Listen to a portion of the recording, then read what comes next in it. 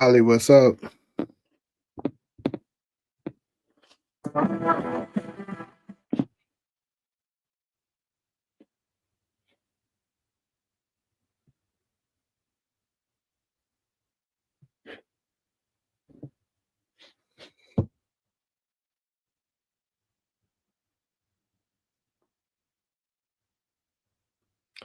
Hey, I am interested in seeing the Origins one because, like I said, for me, it just was way too much stuff that never's told.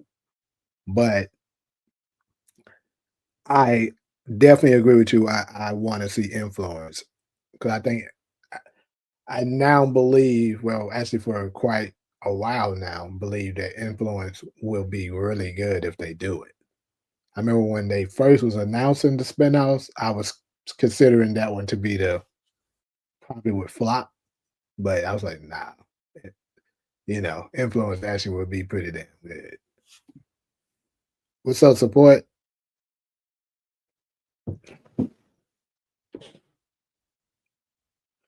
Actually, I finally was able to figure out how to stream this thing on Instagram. At first I kept messing it up to the point that I just said F it and forget it. But finally able to do it. Pretty sure it's on there now.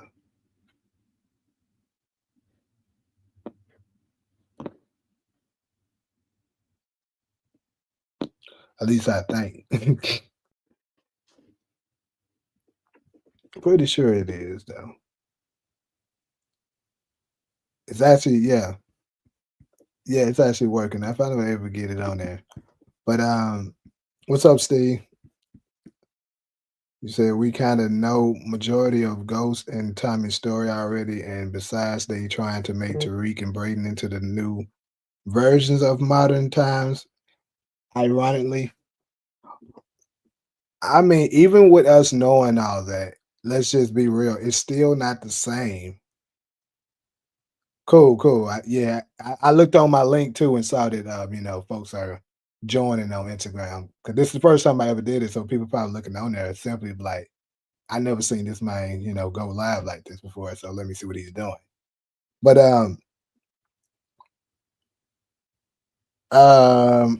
I don't know. What I'm curious of here though is that you said, "Do I got an Instagram?" Of course, I got an Instagram. Who you think I am? My Instagram be right there at the bottom left hand side every time I go live. But what I was about to say. Yeah, I wonder how the comment section, like, do it come here on StreamYard or do I gotta look directly on Instagram to see a comment? Anybody that follows me on Instagram, do me a favor and message, like, go to the Instagram link and send a message just so I can see where it would pop up at.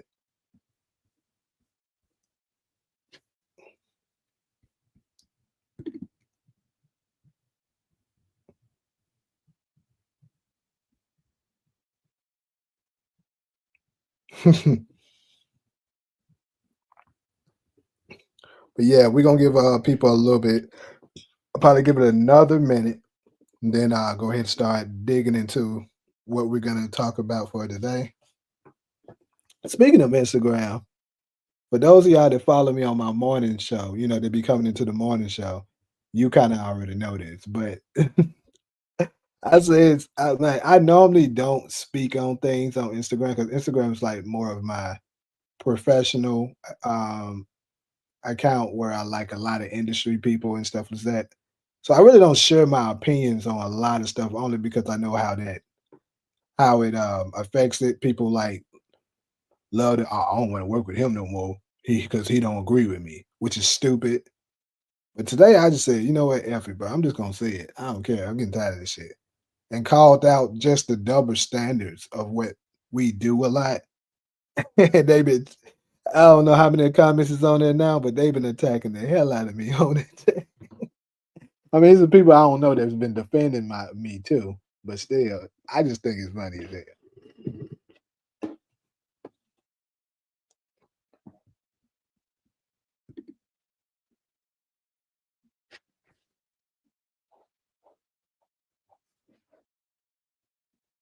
So yeah, I think I would have to look on. Let me see. Yeah, I think I'm gonna have to look on Instagram to see the comments. That's kind of stupid. Okay, got it. Yeah, that's kind of stupid, bro. If it's like that, let me know if somebody because I put a comment in there. Hey, I agree with you, Takara. I definitely think I've been thinking it for a while, and I think I'm gonna do that. I'm gonna just make an Instagram specifically for that. That way, I can just kind of separate it. So this probably will. I might actually do that tomorrow, and this probably be my last time actually doing a screen on my main, like professional account, where kind of like where my more so of my acting career and stuff like that. Do I probably separate it, but yeah. Anyways, though, I'm gonna go ahead and what's up, Ghostin? I'm gonna go ahead and get started. We got a decent amount of people up in here now. Let me see. Let me check these lights out. Yeah, we should definitely have more likes than this, though. Hold on, though. It's saying it's weird because it say maybe that's yeah. So I gotta look. It's crazy. I gotta look on there to see the comments. I don't know why they don't combine it. That's like very weird.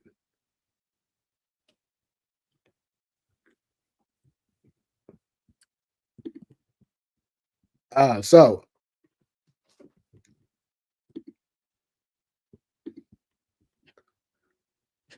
can't wait to see the third spinoff they haven't mentioned yet, but it's being developed in the writers' room. Did they did they mention this? Like you saw this somewhere where they said it's being developed?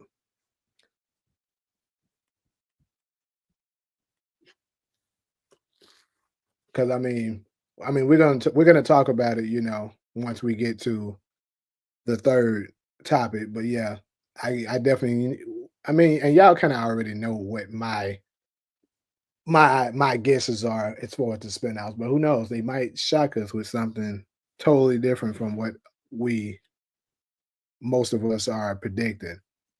But anyways, let's go ahead and dive into our four topics for today. As you can see, on the first one, you got the most feared. So basically, what I'm talking about as the most feared, we are talking about the most feared villain of all the Power universe. Like pretty much who was the toughest guy or woman that, Ghost, Tommy, Tariq, all of them, has faced that was like extremely powerful and like everyone was, tucking their tail, um, afraid of them, afraid to make the wrong move or else they'll, they fear for their lives, fear for their family lives and stuff like that. Who was that one person that you feel like put the most fear in our, main character's heart? So that's what we're gonna kind of talk about on this first one. Then we'll go ahead and go down to Ghost Crew Downfall. So what sparked this one up? I'm not sure if Hezzy is up in the comment section, but it was something you said, right? Um, that basically Mecca, you know what I'm saying?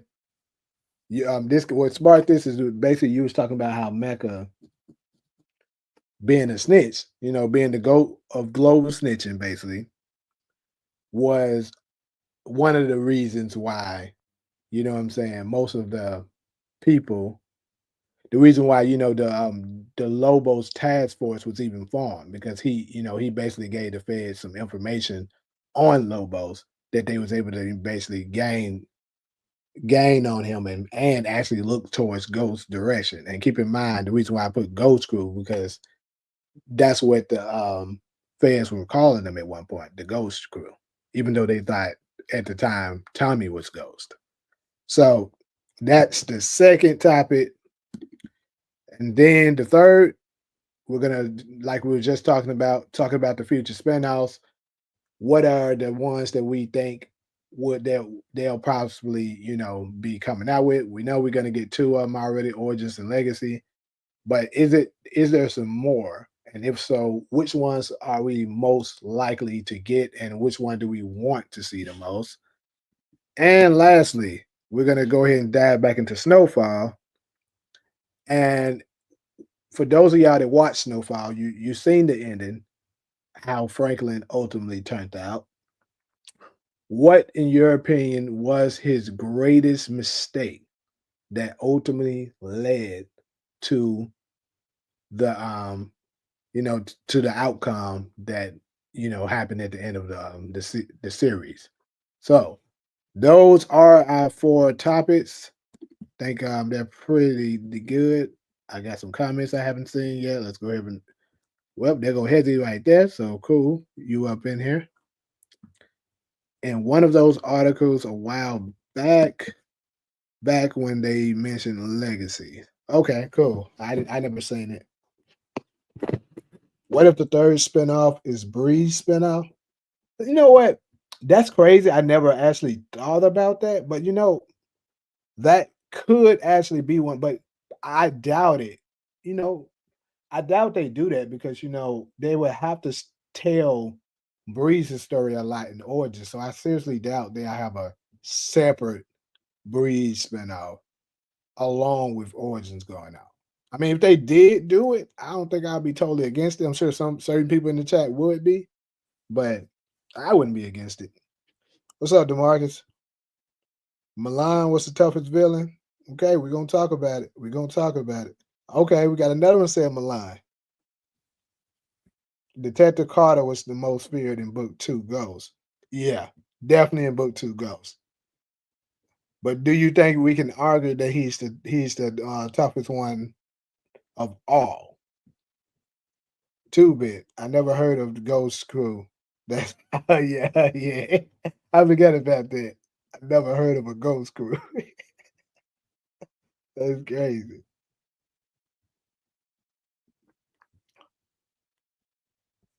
Milan forced Ghost and Tommy to work for him, threatening their families, Angela, and his own plans to take over the Bassett clubs.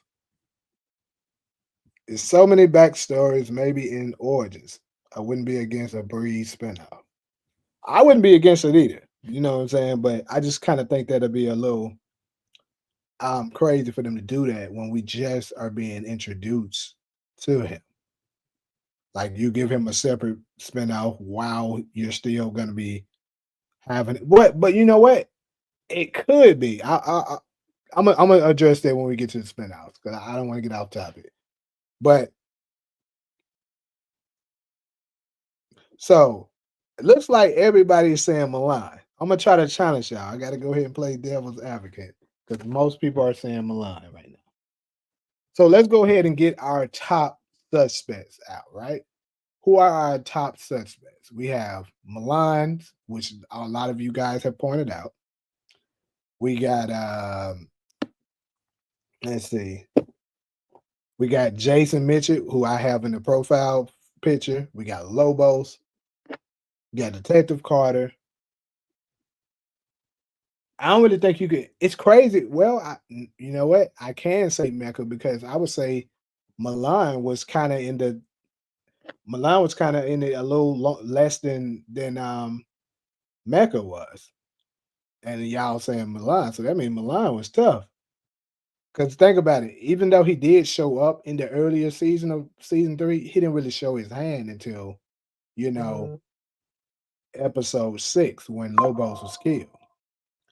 So the fact that he's able to have this many people voting for him in just that little small amount of time, it just might be him. But let me see if I can maybe convince y'all otherwise.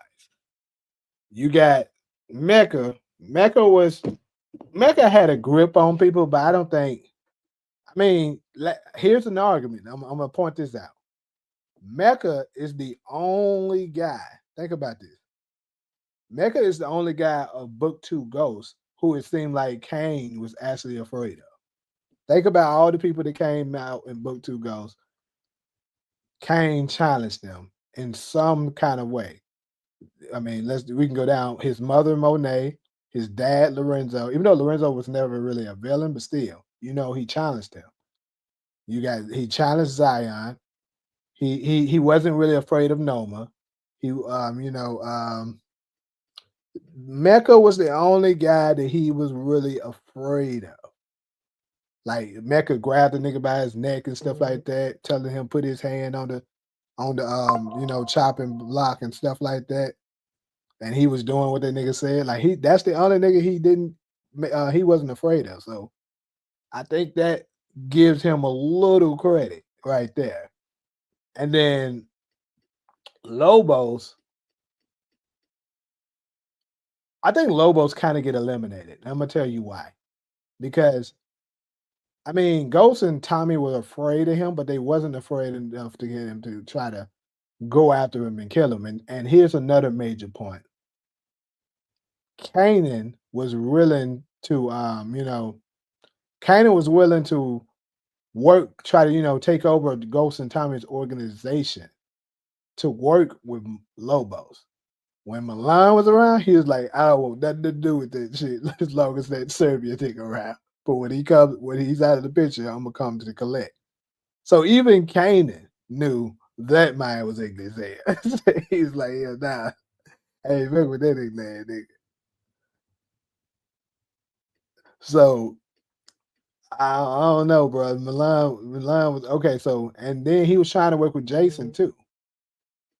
But let me try to make an argument for Jason, right? Jason was the only one that was extorting both Ghost and Tom. Like Milan to a degree, you know what I'm saying, was doing the same, but during that time, Ghost was still trying to take him out. You know what I'm saying? Trying to come up with plans to get rid of him.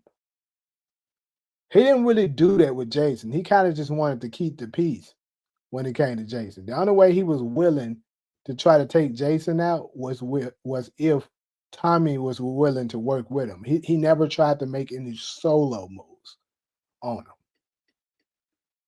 And he needed Tommy because Tommy was already close to him, kind of.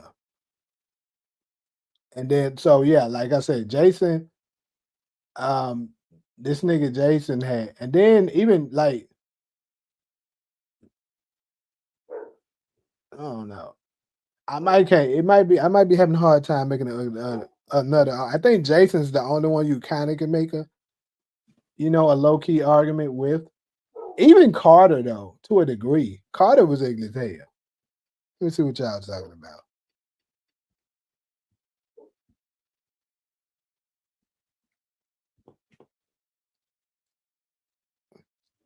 You saying Lobos and the Jimenez? So nobody was really, it's like they wasn't afraid of the Jimenez cartel. I feel like because if you pay attention, they wasn't stupid, obviously, but Ghost and Tommy then was easily trying to go after her, like after Alicia and Diego, and look how easy they was able to, get the drop on Diego.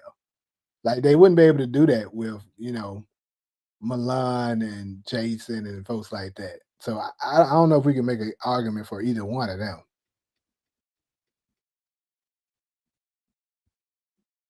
You said Angel's advocate. What am I missing? With Milan gone, Tommy takes over his operation, though the security, that means sacredly plans to continue selling Milan product. Okay, you doing the synopsis shit again. Mecca was tough, not like always. Love broke him. Jason wasn't weird like the other. He was more business. Yeah. Okay, gotcha. He wasn't naming the possibles. Hey, yeah, and I think niggas being weird as hell is kind of what brings out the more fear in them. Because If you pay attention, kind of, even though Ronnie was a solo, that's kind of what made much shut up. A damn dog outside barking. Shut the hell up. But Ronnie being weird as hell is kind of what made, him. That's kind of what made him the feared because the nigga was so weird and he just had the ability to just pop up places. He didn't have a crew behind him, but he was a solo act. Tommy was scared that Milan actually eats people. Yeah. Counter arguments to Ghost trying to make moves on Milan. Milan had Ghost paranoid and kept trying to tell Tommy not to work with him. He had to convince Tommy to take out Milan. Yeah, but he was going. But what I'm saying is, he was making moves on him by himself, even without Tommy. And then once of course, snitching ass Tasha told Tommy, he had to come up with a different solution because Tommy already knew. So then he tried to include him. But at first he was like, "Man, help that. I'm gonna get rid of this nigga by myself." The dog warned me about what? Said Ronnie was the toughest villain. Um, Maybe individually toughness, if that's what you're talking about. But as far as being feared, no.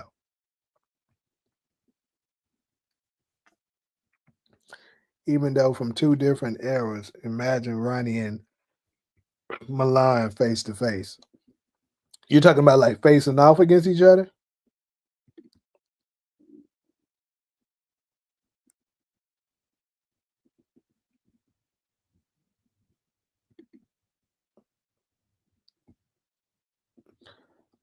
I mean, I think if they just was to fought it out, I'm gonna go with Ronnie. But if we talking about if we're talking about if they was to go to war, then Milan was military trained with a whole crew behind him. So I'm gonna go with Milan.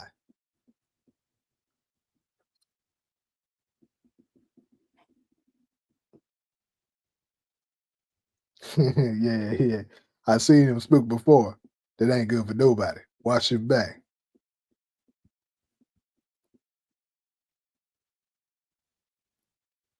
That's true. Ronnie wasn't scared of nobody. He was like that's what I was saying. Ronnie was a glass nigga for sure. That's one thing for sure. Ronnie was ugly as hell. He wasn't even afraid of snaps and pop. Like if you pay attention, everybody else when snaps and pop was kind of saying stuff to him, they kind of was pulling their punches a little bit. Rock, um, unique. Ronnie, he didn't give a damn. He still was ugly as hell. If if you ain't in the game no more, then how the fuck you know what's going on? Like, you know how he was talking to Pop and shit. I don't think nobody else talked to Pop like that, especially in front of Snap, but Ronnie. And that's probably the reason why Snaps and them Snap and Pop signed off on letting Kanan take him out because they were like, "This a crazy ass nigga that's unstable. We can't predict what this nigga do. So let's just go ahead and get his ass up out of here."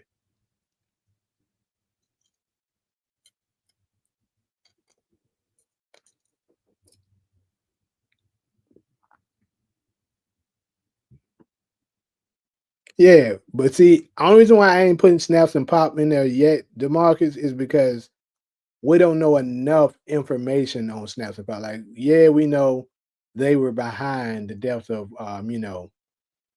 Famous and Crystal, but that's far as far as we really know. Like we didn't see them actually get their hands dirty like that themselves. And we just haven't seen enough of them. But I'm pretty sure this next season coming up, we're gonna get it.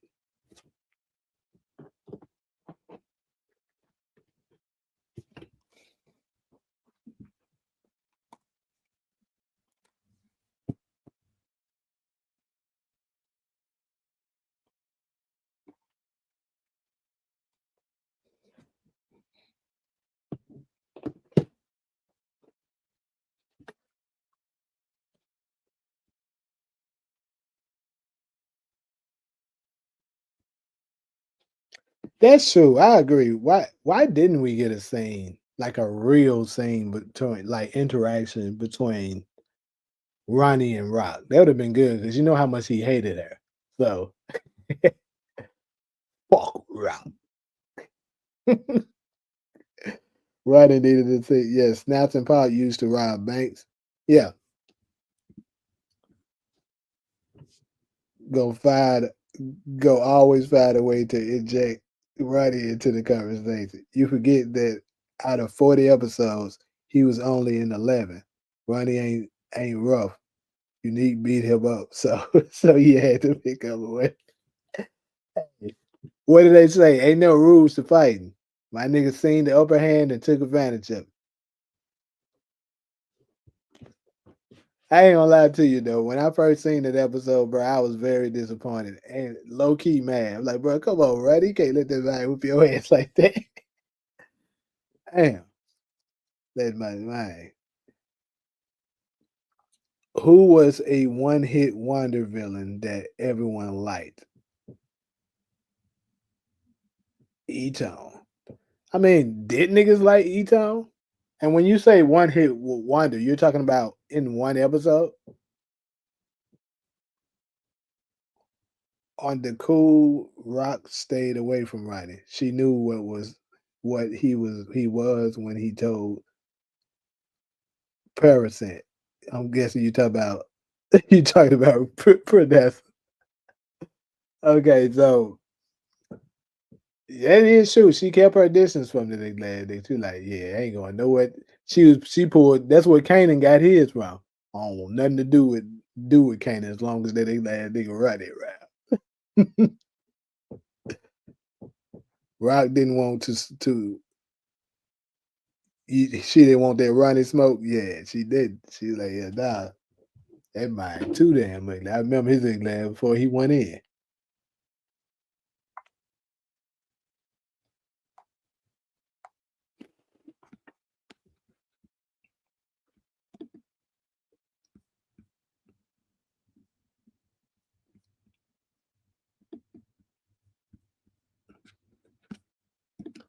But they gotta fix this. You know how certain people can say certain stuff on it's crazy on Instagram.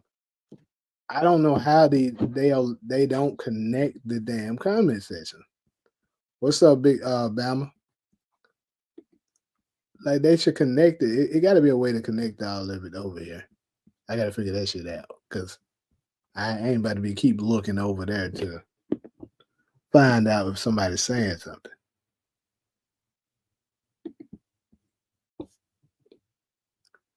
Should have known Ronnie was dead the moment Kanan told him about Howard being his real father. Yeah, but they didn't say that until the last episode though, like midway in the last episode that he died in. Snaps and Pops were once feared and respected drug kingpins and Queen, and saw Kanan as a business opportunity. E-Tone got more bodies than Juliana and Joaquin combined. Yeah, because both of them got zero, nigga. But let's keep it real. If Joaquin wanted to, he could have ended Ronnie right there if he wanted to.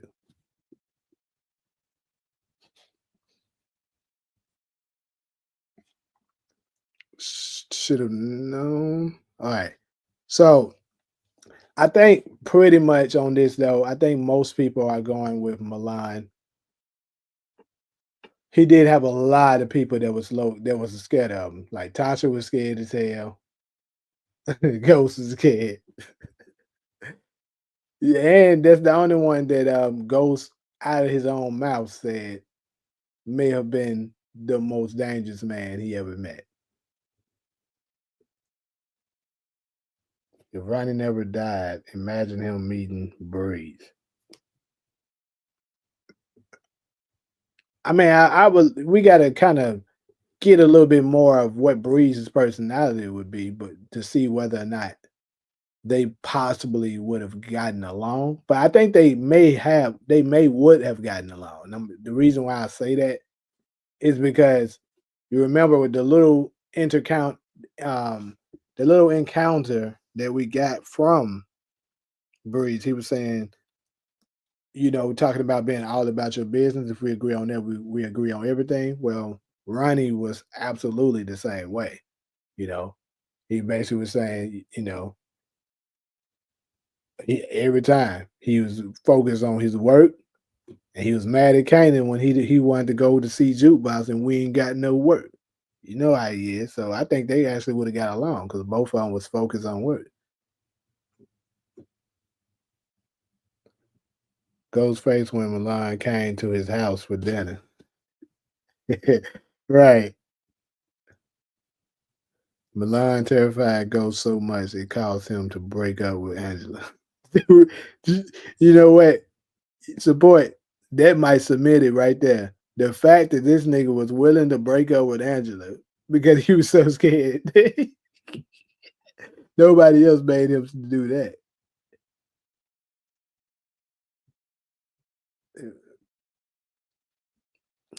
But we gotta put a little bit of respect on Carter name too.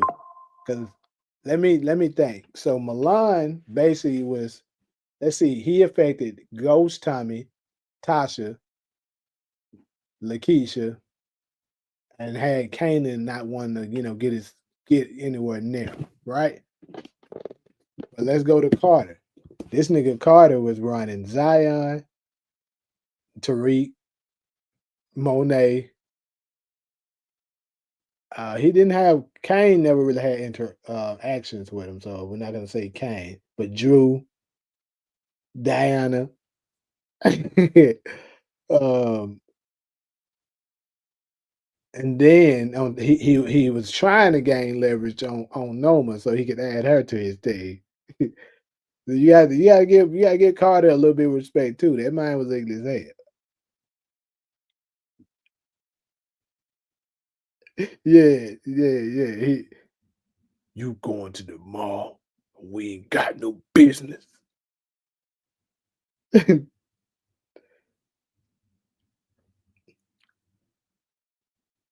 Yeah, he did. He did check Noma. That's true. That nigga wasn't scared of Noma. And actually, I think Carter may have been the only one. Well, now because actually Noma started being a little bitch in season 4. If you really think about it, after Obi went down, she became a bitch because Obi was the one that everybody low key was afraid of. Think about it. In season 3, he was the one, always showing up, flexing his muscles on them and stuff like that. But Noma was just, pretty much whatever, she was there making the orders and stuff like that. Of course, she was in control, but more so, it was Obi that was actually, enforcing everything. So low key, you can make the argument that he was the one that was bringing the fear because once he was out of the way, Kane wasn't afraid of her. Shit, Tariq was talking bad to her low key too. If you really think about it, Tariq was slick talking crazy to her. Carter damn sure was talking crazy to her, letting her know, look, I don't work for you. So she didn't have no damn respect, and I don't think nobody had Carter on. Only one who low key, hold up, we got one person that low key had Carter on hush mode, and that's Rashad low key did. Cause he kind of got some act right when Rashad showed up. All right, hold up. Got a super chat, appreciate it. Said, imagine if Tariq would have done his bid and Theo taught him how to squabble and introduced Tariq to Davis in book 2. Hold on, so why the hell would Theo teach him how to squabble though?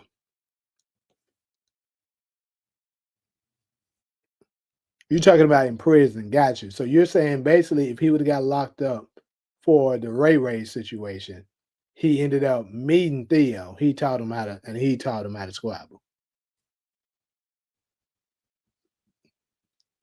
Okay, but if that would have happened though, that would have made Ghost look like a fraud because he didn't help him get out like he said he would. Who knows? Maybe Ronnie was gonna be Breeze originally, then Sasha Penn changed his mind. We'll never know. Yeah, a lot of people kind of speculating that it was changed once he got another lead role in another show. But I don't know if I believe that because think about this. Why would um why would the actor, what's his name, Grandson, take another role in another show that might you kind of taking a chance on opposed to being in an already hit show, unless that one paying them. The only way I can see it possible is maybe that show was paying way more money. But to be a big time iconic character like Breeze, and if you know what Breeze meant to the Power Universe, I don't know. I think he probably would have took that off. Unless the money was like significantly greater on the other side.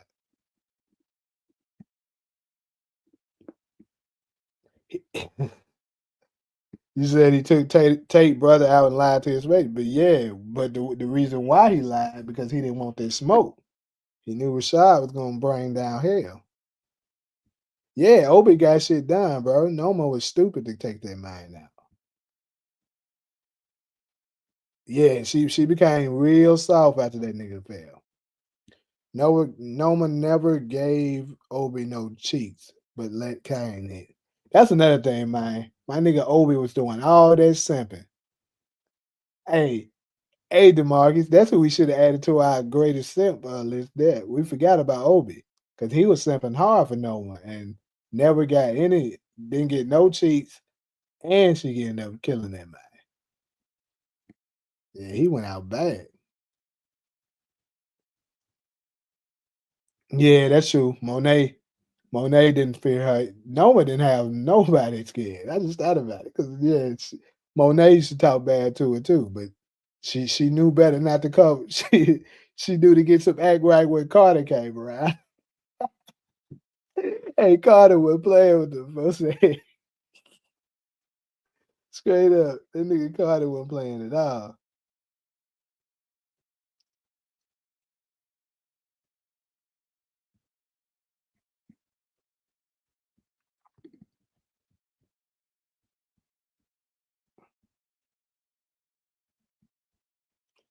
Davis didn't back down from Detective Carter. I'm a he didn't back down because Carter didn't really press him though. I mean, I'll give it to you that you say he didn't break down, he didn't back down. That's true, but he didn't press him either. He wasn't after Davis. But I think if let's say if Davis was heavily in the game like that, and Carter came up on him the way he was coming up on Tariq, the Tejadas and stuff, Davis probably would have been like he probably would have had a little fear up in him too. Carter and Noma discovered they have a shared enemy. Man, god damn, bro. If Detective Carter had been in OG power, he probably would have tried to extort Kana. I would have loved to have seen how that worked out. Like for real. That shit would have been funny. Cause I just can't see Kanan allowing somebody to do him like that.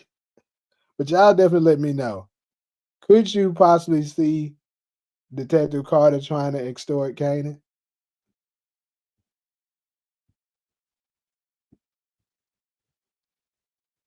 I believe that the Granham Coleman was supposed to be Breeze. I would love to, somebody to have an interview and ask Sasha Penn because now that we know who Breeze actually is, it's no harm in actually letting the fans know if that's the truth. Because I've been hearing that going around.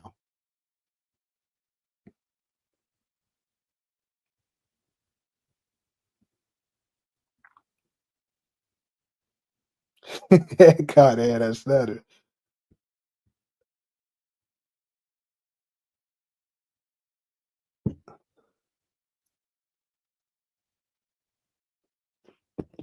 Yeah, that's true. She did do the same thing. But let's be real. The role as jukebox is nowhere near as big as the role as Breeze. Because first off, Power was starting to take off, during that time, but it wasn't where it is now.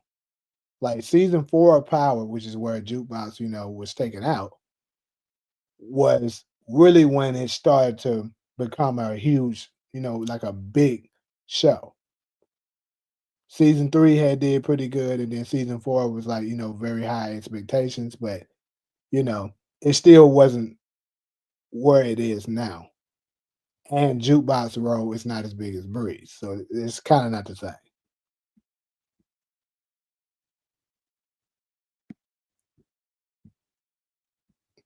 Well, of course, Anya wasn't afraid of it. That's her mom. She ain't got no reason to. Just like Tariq wasn't afraid of ghosts. But if Tariq was anybody else, Tariq would have been up out of here.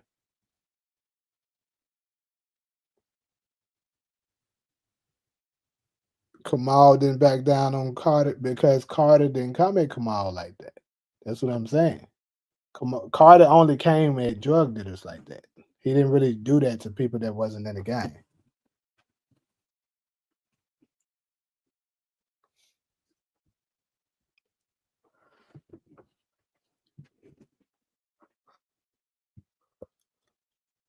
Kanan would have offed him off quick.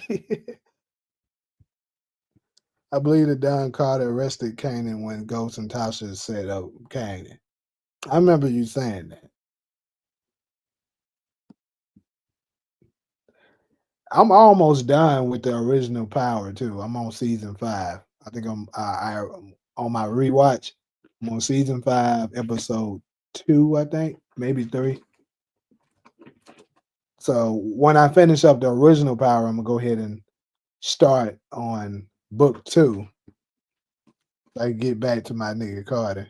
That's definitely my favorite character as far as villains for sure of book 2. Jukebox and Ronnie was very important to Kanan character. Yeah, but you gotta think about the original Power Jukebox is not the same as the jukebox in Raising Kanan. The importance wasn't the same. Jukebox did not fear Ronnie, and Marvin never got a scene with Ronnie. That's true. I mean, yeah, Jukebox wasn't afraid of him.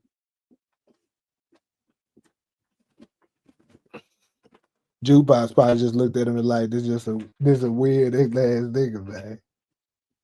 Over there eating cereal and shit.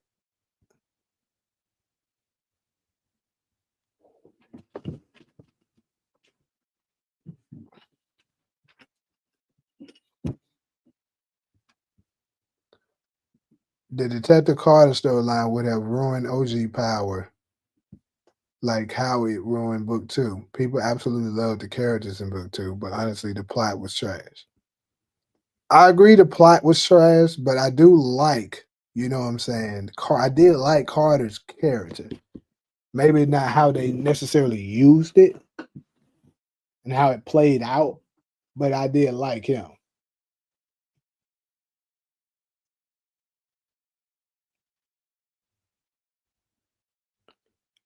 I don't even know who that is. You talking about Furry. But anyways, I'm about to go ahead and wrap up this topic. We've been on this one for quite a while, probably like at least 35 minutes. So go ahead and move it on. Can you do a what characters needed to meet or more screen time?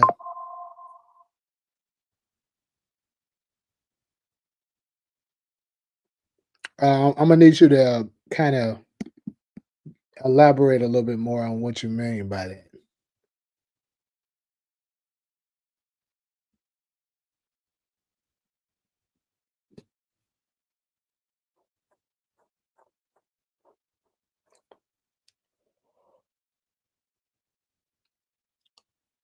Oh, so start doing like scenarios where, like, if this person, if they met, what would be the outcome?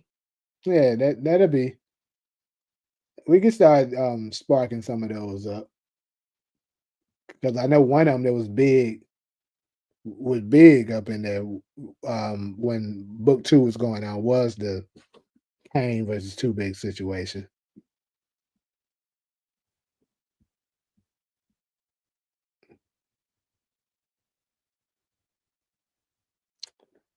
So Carter and his task force versus Jukebox. I ain't gonna lie, I think Carter gonna buy the jukebox now. That man English there. What's up, Kenny?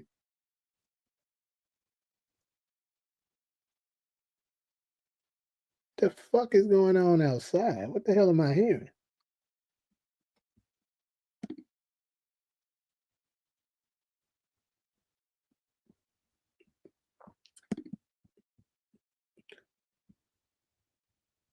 Kang was stuck too big. Well, the way they got that nigga on there, absolutely, it seemed like it.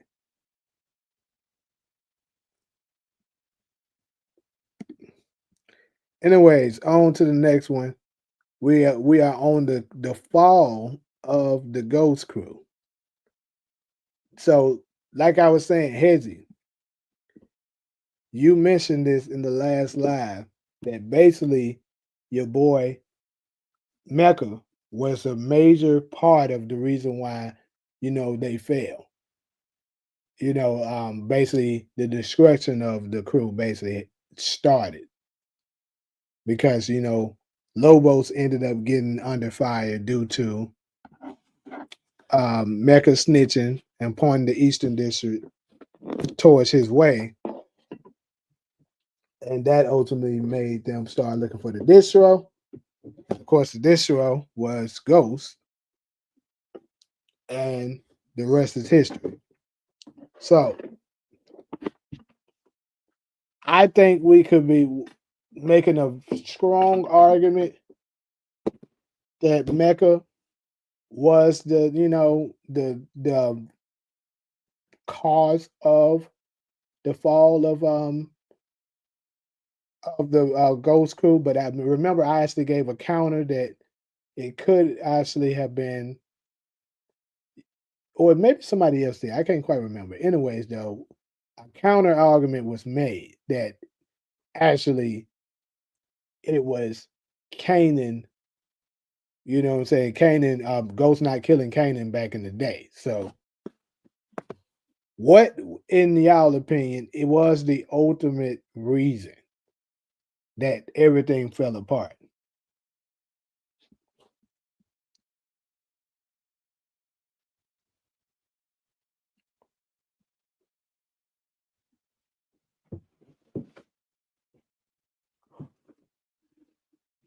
Who would have won the fight between Mecca and Tommy?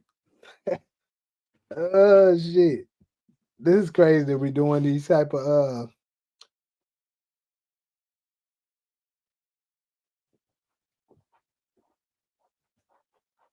But I'm gonna say, if I had to actually, bro, I think I'm gonna go with Mecca. I think Mecca will beat Tommy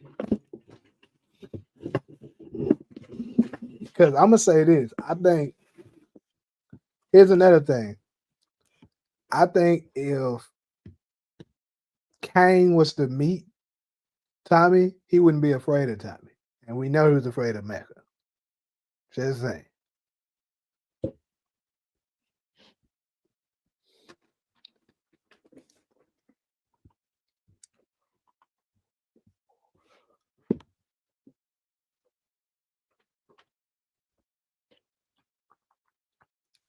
Mm.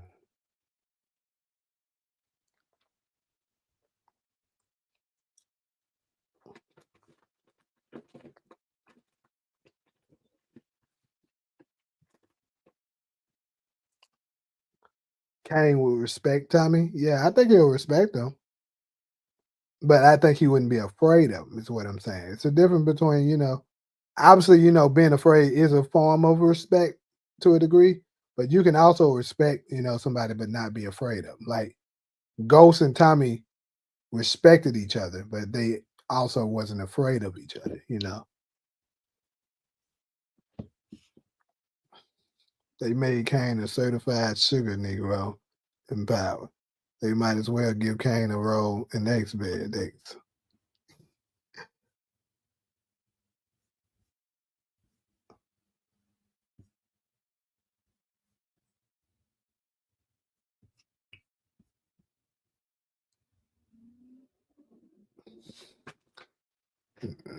Now I ain't gonna say Monet didn't respect Tommy. I don't think that's true.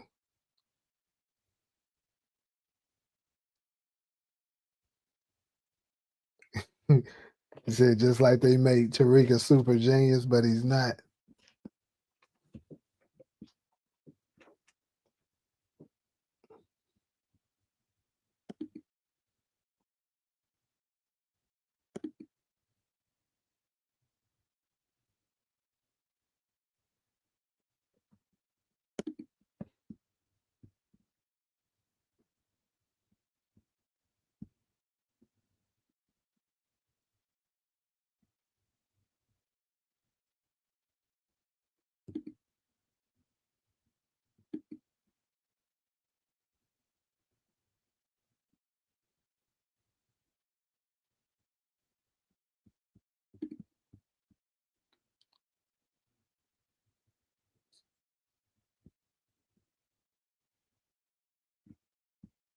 Not killing Kanan was the reason everything went downhill.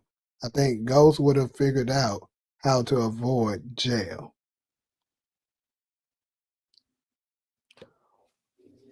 When you saying he would have figured out how to avoid jail from who? Are you talking about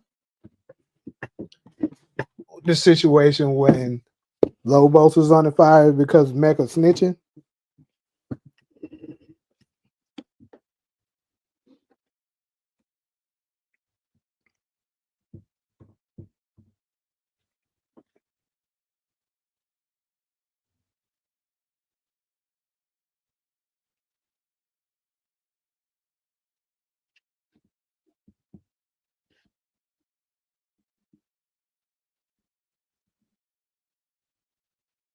It's gonna be kind of crazy, seeing the continuation of the Tejadas with no Monet there for sure. I don't know if Diana gonna start rocking the red hair.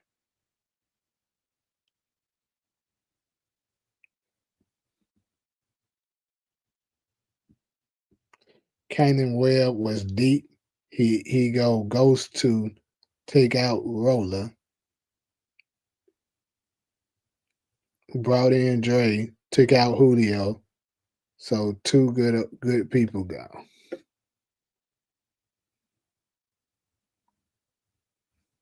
Here's the question though. So let's say we take Kanan off the table. Let's say he did take out Kanan instead of sending him to jail. Do you guys believe Angela still walks into that club?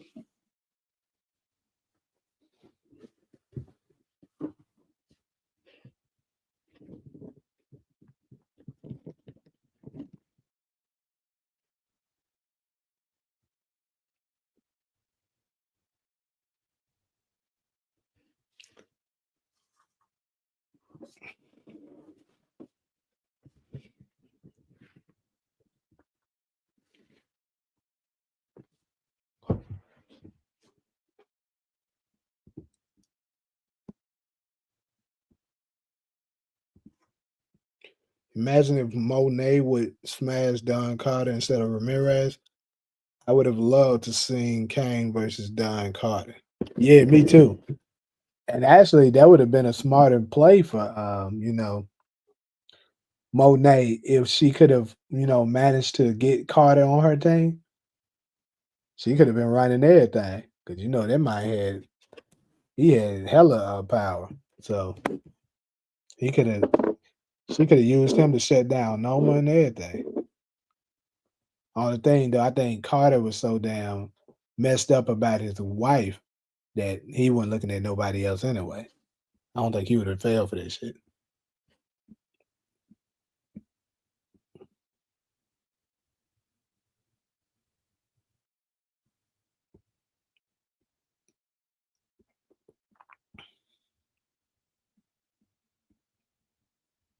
That's true. I forgot. Seriously, I forgot that now that we're the scenario is that Canaan is gone. So yeah, that means Mecca snitching would still be on the table. So absolutely she going into the club. Balance is key.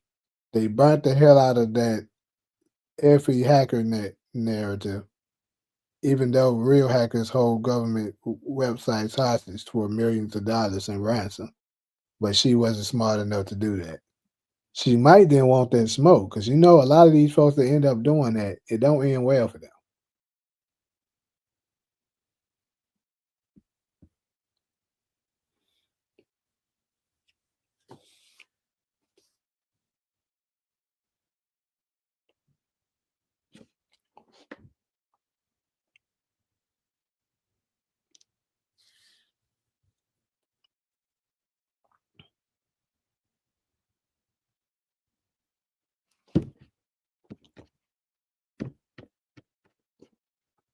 I'd love to know a little bit more information on this legacy, but I'm pretty sure they're not going to really give us that until the conclusion of Force.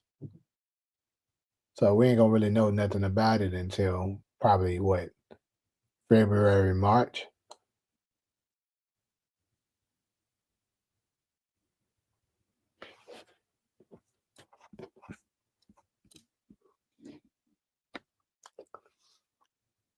Hmm.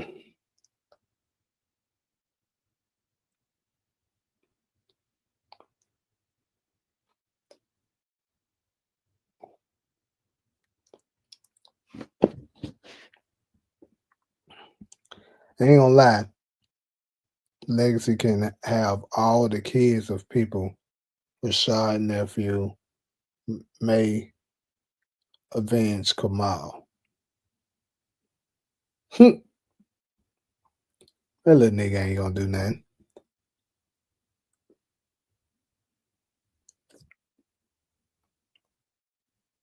Yeah, the Monet and Kane scenes were funny.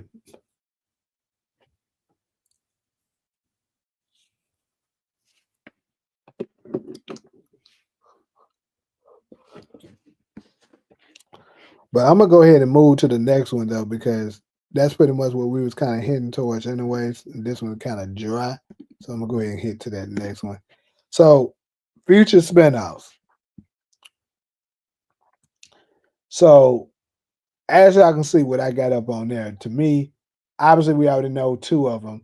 So, outside of those two that we know for sure is coming, to me, the biggest one that I would be looking at to want is that influence one.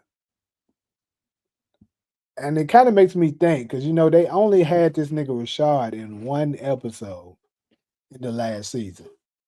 So was it a reason for this shit, or is it just because they since they canceled the show they had to make everything fit?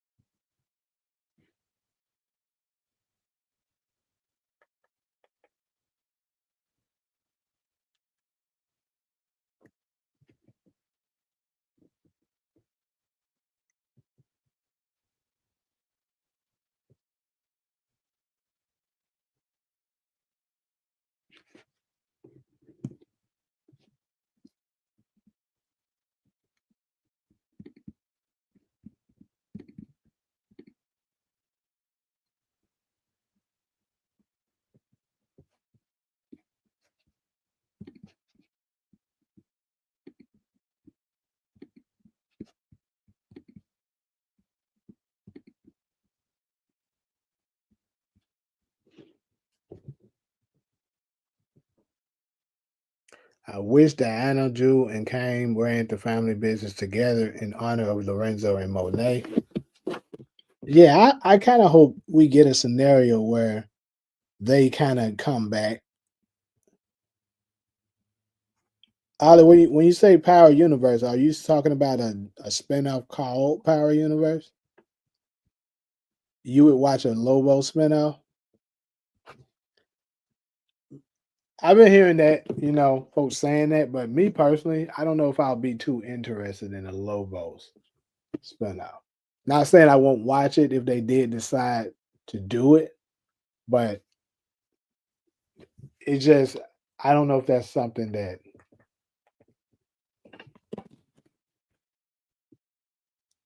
something that I'll just be too interested in.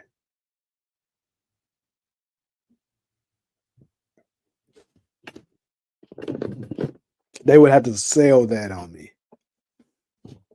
I don't think they wanted to pay Rashad Tate. That's what he's worth, so they wrote him out. That could very much be the case as well because he is a very seasoned veteran. I mean, he's been acting since the 90s. Honestly, I would probably say he has the most acting experience of everybody in Power. Trying to think it and, really think about it, but I believe so. I don't think nobody, and it probably would have been, kind of hard for them to do that with that last season. That's what I think they probably will, find a way to put them into, future spinouts, but it probably would have been very difficult for them to fit. Because I think he said the budget was 10 million, which seems like it's a lot, but you got to think about all the things that were inside of season 4. You got Mary J. They said she was getting paid 400 grand an episode, and then we know Tariq was getting 150. Uh, Davis was getting Method Man was getting 150. So that's already 700 grand right there. I know for sure Michael Ealy had to have been a good grip. I never got a quote on what they said he was getting paid, but it had to be a nice little grip because Michael Ealy and not coming cheap. So I would say the minimum would have been the same as Tariq and Michael and Method Man, but I would like to think he had to be more because he's a very seasonal actor. So he would have to been getting paid more than him. So who knows? They may have matched him with what Mary J was getting, possibly, or at least probably 250,000 or something. And then you got to put in Lorenz Tate as well, who just judging by his experience, he has to be getting 150,000 or more. Look at all that adding up, and that's not even including the other actors that's getting paid probably in that 50,000 range, 80,000 range. Then the directors and the editors and all that stuff that got to be factored in, location, the taxes and stuff, location taxes, but the post production, all that shit that got to be added and factored into shit. The ADs, hell yeah. The show it probably was that the show was too expensive for them to have him in too many episodes. And of course, Michael Ealy's character was like a main character, a main plot. So they had to, of course, they couldn't shorten his character. So it had to be Lorenz Tate. But maybe they're gonna make it up to him by finally giving him that spinoff. Hopefully, that's what I hope. So, what would y'all say to a Detective Carter spinoff, though? What if they decide to do something like that?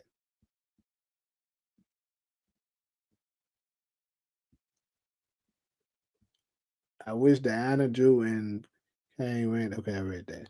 Lorenz Tate was created for the Michael Jackson movie, casted for the Michael Jackson movie as Barry Gordy. Really? Hold on.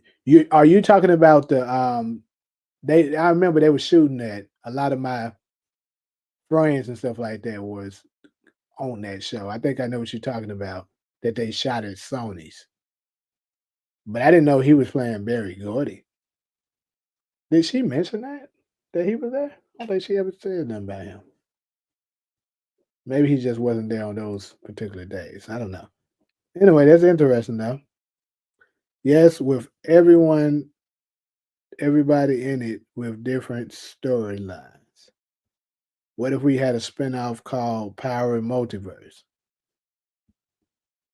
So with with yours Power Universe and support Power Multiverse, what how would that be directed? Like is this just a show where all of the stuff, the events is taking place at once? That'll be incredibly difficult to write. I'll say that.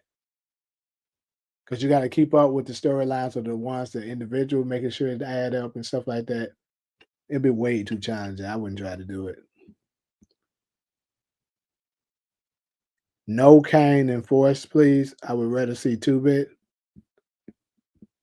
I mean, I would rather two bit go into Force too, but I think Kane absolutely is gonna appear. CBI backstory spinoff. I'm not interested in it, but I guess so. What do y'all think? The Wrench Tape was cast by Barry Gordy in the Michael Jackson movie. That's why he was only in 3 episodes of BookTube Ghost. Nigga, he wasn't in no 3 episodes. That nigga was in 1 episode. What you talking about? Unless you meant 3 seasons. Davis has a backstory add add to about his brother and becoming a lawyer. But if they was to give you the Davis, storyline, they would have to cast another actor for it. I don't know. For me, I would say that's a no, and I probably wouldn't be interested in. But it would be a different dynamic. It'd be different from all the other ones. So I mean, I don't know. Maybe they could pull it off, but can't say I'll be too interested in it.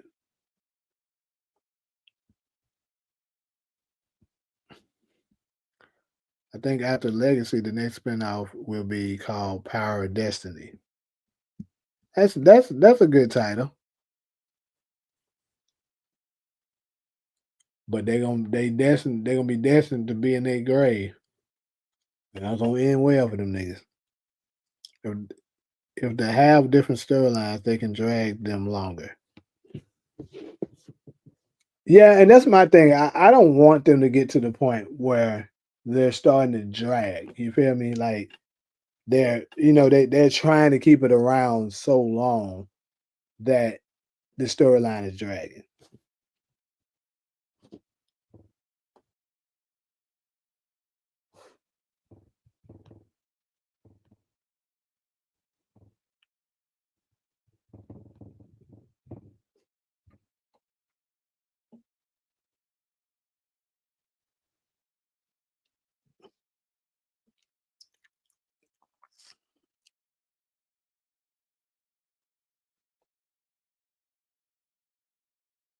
Who was the worst crew? Soldado Nation, Toros Locos, RSKs, or the four. I told you already who it is. The damn Four Horsemen. They got their ass cooked. They did all that hype and shit like that just for them to get cooked that damn easily. But I will say this: the RSKs didn't really do shit. I mean, you don't even know the Soldados. At least they was moving a lot of product and stuff like that, and they was around for a while. Like the RSKs folded pretty damn easily and quick. But the Four Horsemen, they could have just left their storyline. They were just throwing shit in there. After Power Legacy, they could reboot Power Universe with the new generation, kind of like Phase 2. Power never is, right? Yeah, it's like they gotta start. That's another thing that I think that they should start doing. They should start doing more with the um crews. Like in the original Power. we had a lot of crews, but like they never did anything. Like Cristobal had the, um Tainos. Yeah, he had the Tainos. Of course, Ruiz and Pancho then with the Soldados. You got Rolla and Q-Dubs, and then with the RSKs. I don't know if Drifty had a crew, like if he had a name for his crew. I don't think he did. But my thing is like do more with the storylines of the crews. Doing stuff like kind of highlighting the street activity with the street gangs and stuff like that. But that's just my opinion. I think they should do some more writing on as far as that.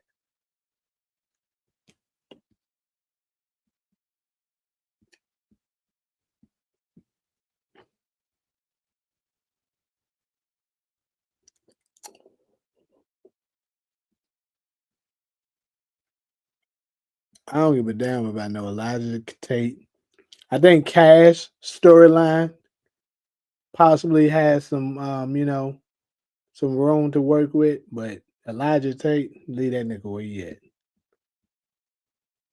What crew was Lorenzo Tejada with? Did it tie back to the OG Power too?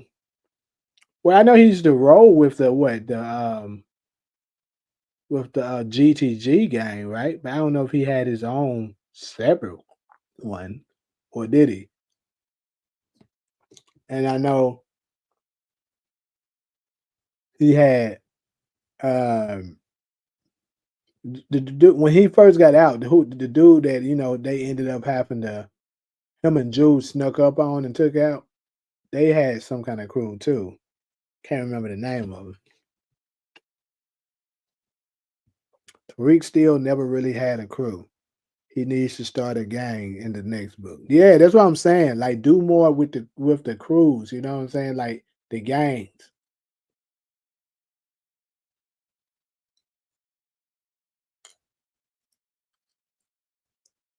I think that would kind of open the storyline more to make it more interesting to have the gangs, being more affiliated with it.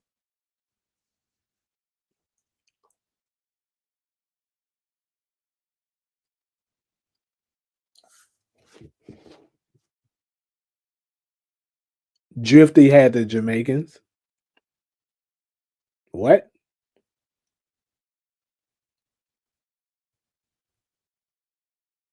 That Drifty didn't have the Jamaicans. First off, Drifty is Haitian.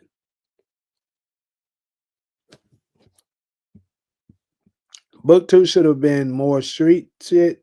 The drug selling on college was fine in season one, but season two and onwards, Tariq and Braden should have been in the streets with Kane.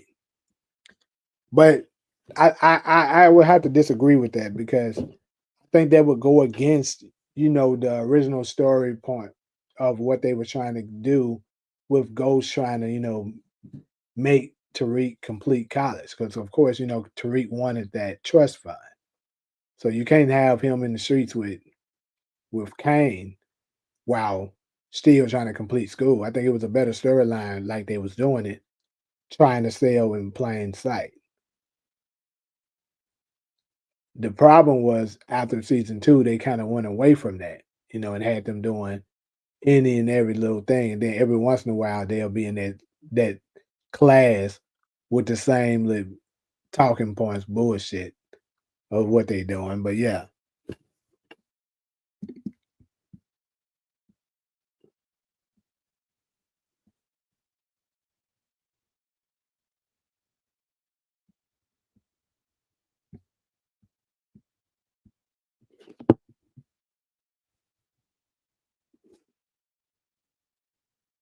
who shot Tasha? So you said Tasha has plenty of enemies. What enemies do Tasha have? Let's see. Because don't nobody know that she shot Monet but Tariq. Now, is there a way that maybe the Tejadas could find out? Sure. A scenario where that could happen maybe is, Carter sort of knew that Tariq was somewhat involved with the shooting of Monet because they were kind of on to that. So maybe if he would, since mad because he's in jail, kind of try to steer up some bullshit and tell the Tejadas that it was Tariq's mom who was responsible for shooting her the first time, and maybe that'll be enough to get to kind of get them angry enough to go against Tariq. So that could be the Tejadas could be a possible enemy, but who else? Because of course the Tommy situation has been squashed. Perhaps Cash could potentially be an enemy. That's two,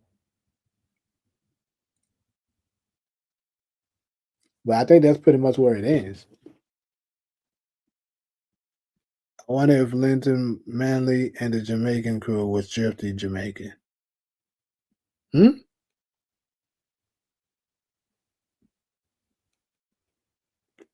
Okay, so Lorenzo had the BSKs. Okay, got it. Yeah, Drifty was definitely Haitian.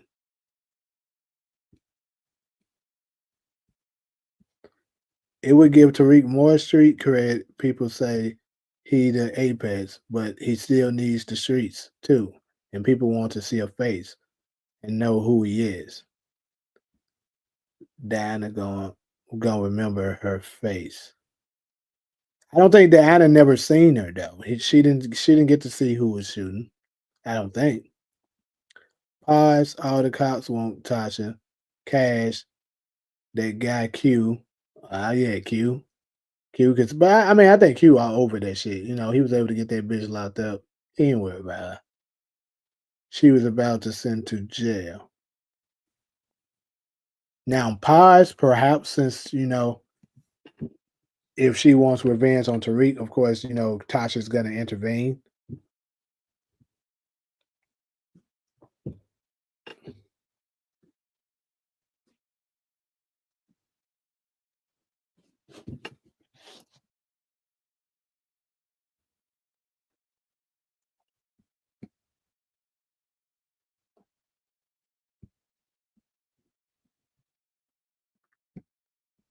Yeah, she did have her own Pooh Shiesty. Hold on, did she?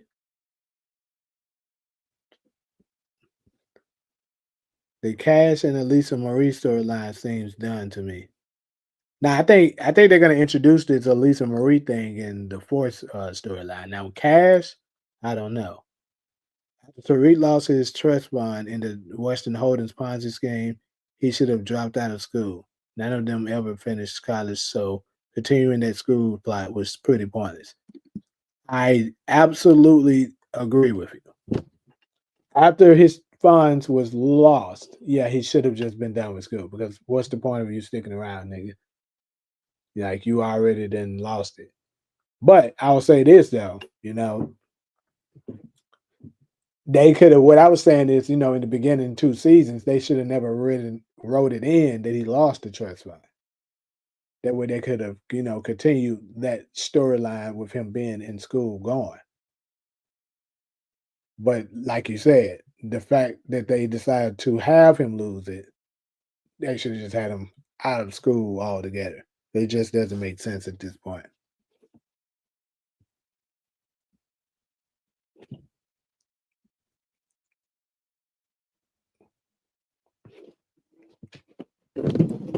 Kadeem, you're talking about Cash dad? I mean, yeah, he would be a potential enemy if he finds out Tasha was responsible. Dana told you it was Tariq.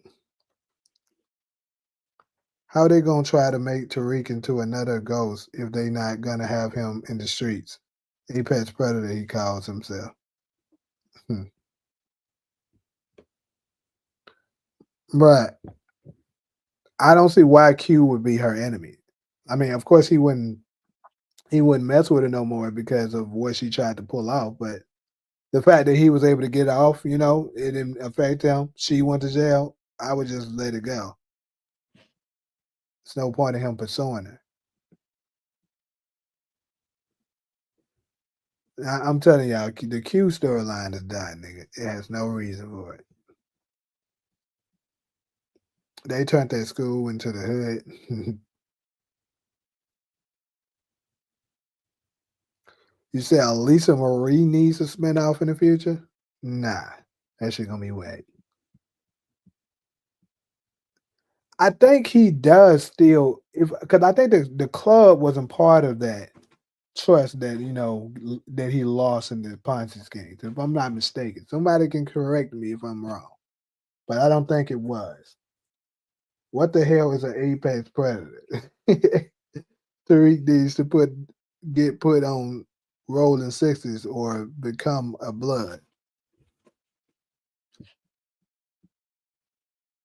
Who was Effie Connect when she was a? That's now that there, Demarcus, is a big mystery that a lot of people have been, talking about here and there. That was never answered. A couple of people, were saying that they believe it was Rico because she stopped answering. She said the Connect stopped answering after a while, and of course we know Monet ended up taking Rico out close around the same time. So perhaps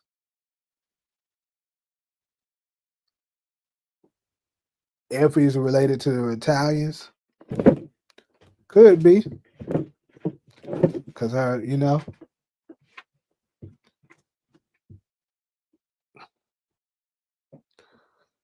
so many events happened in that school. A thug drowned in the pool. A professor got killed. Tariq was arrested for killing a cop. Braden admitted to being a dealer, and then a shootout. Yeah, see, and that's the thing with me too. I keep saying how unrealistic book two was because let's be real. There's no way in hell an Ivy League school is playing that shit. Let's say that Simon Stern was able to move some mountains to get Tariq in. I can see that being possible. But after first off, after that boy drowned in the pool, okay, let's say they are able to pull that out to say, yeah, the boy just drowned. Cool. But the professor being killed like that, and then of course the bags being found in Tariq school, bro. That shit ain't happening like that, bro. If I would have got Tariq ass up out of that damn school. And then on top of that, Braden admitting that he's a drug dealer. He was the campus drug dealer. But yet he's still walking around on campus, like it's nothing. There's no way in hell the campus security is gonna let him be walking there and they know for sure he was a known drug dealer. But at the same time though, he had immunity. So I'm not exactly sure if the rest of the school actually knew. But he got expelled though. So no. Didn't he get expelled? Or did he just drop out? Which one was it?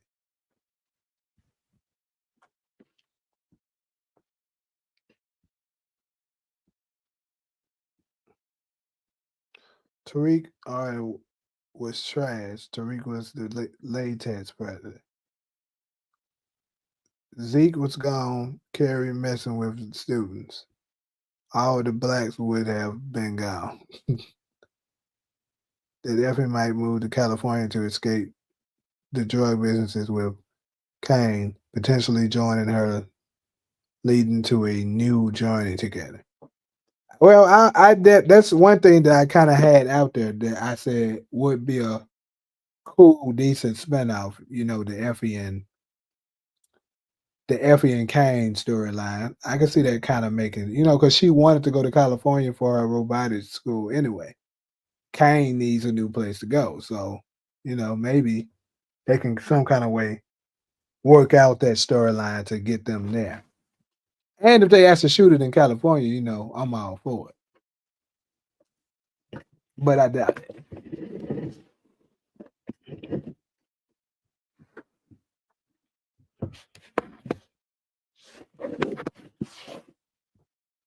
Let's not forget how Diana got caught moving drugs that was stashed in the roof. Then nothing came from that big investigation, and that Diana keeps selling drugs at the candy store. You're right. More unrealistic bullshit.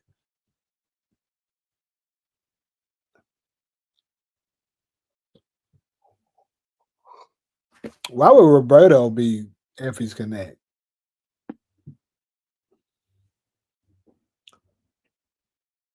He might have said some off the wall shit. He might have been Roberto. Let's not forget Kane was popping up at the school without being checked by security. Right. That's another thing. Did you mention the dead professor nigga? Yeah, I did. Caucasian male, come. Yeah, guys. Like I said, book two was it was funny though. We gotta give him that. It was funny, and it was intriguing enough to keep us watching, but nonetheless, absolutely unrealistic. There's no way a lot of that shit was going down.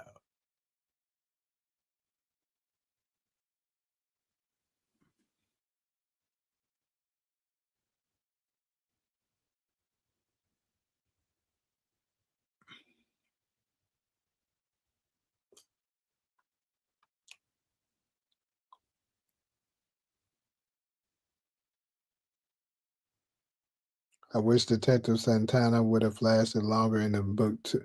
Yeah, and that's another thing, bro. They be having a lot of wasted characters. Like they'll show up, kind of seem like it might be something there. It's gonna go with something, and then out of nowhere, nothing. They just disappear from the damn storyline. Boy, look at you. You ain't in nobody's Ivy League.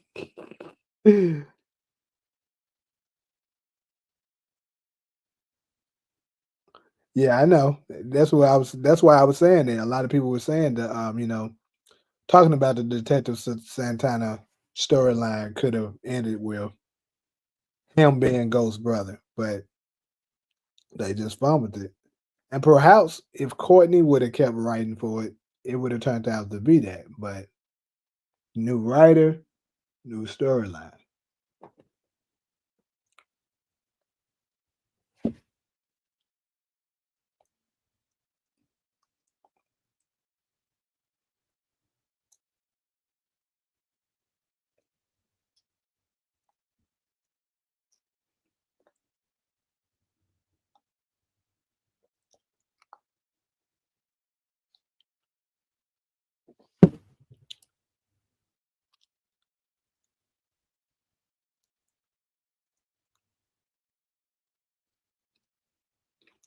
Whitman. I ain't gonna lie. I did kind of like the Whitman thing storyline. I thought it was cool because he made a.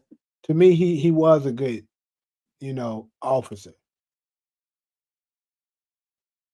Like he was a fairly good actor, and I kind of liked how he was doing. It was it worked for me.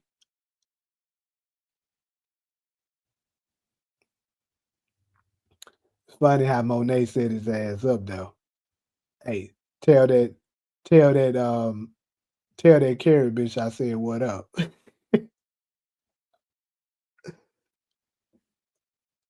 Yeah, I know who Roberto is. Roberto is the guy that was in Tommy's crew.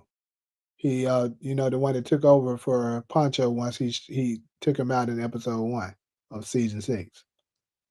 Well, looks like you got two choices, Roberto.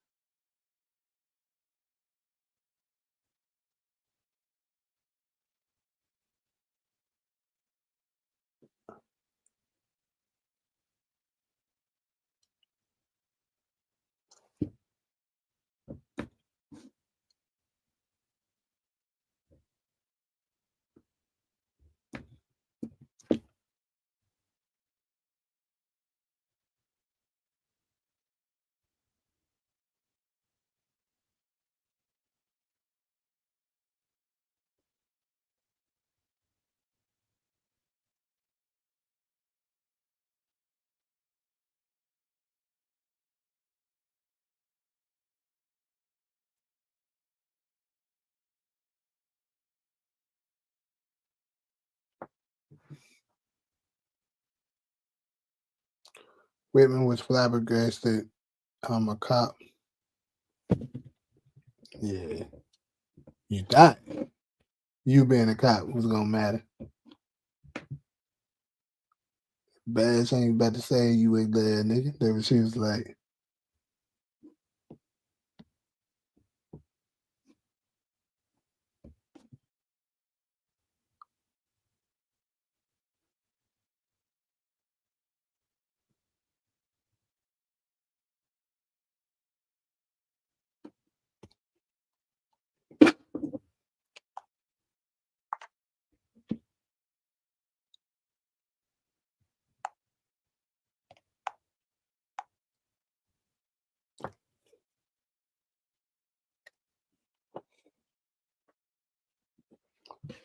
"What you looking up there for? Cameras don't work, nigga."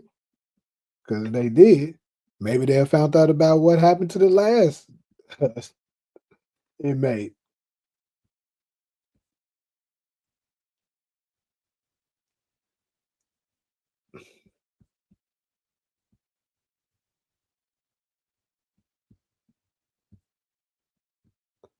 But the way they wrote book two in the beginning, it seemed like Courtney Kemp and 50 was trying to tell the story of Ghost to Tariq. They even alluded to that in a podcast. But then I guess the other writers, changed it. So that way they was like, okay, we're just gonna tell the story, you know, in a different spin off.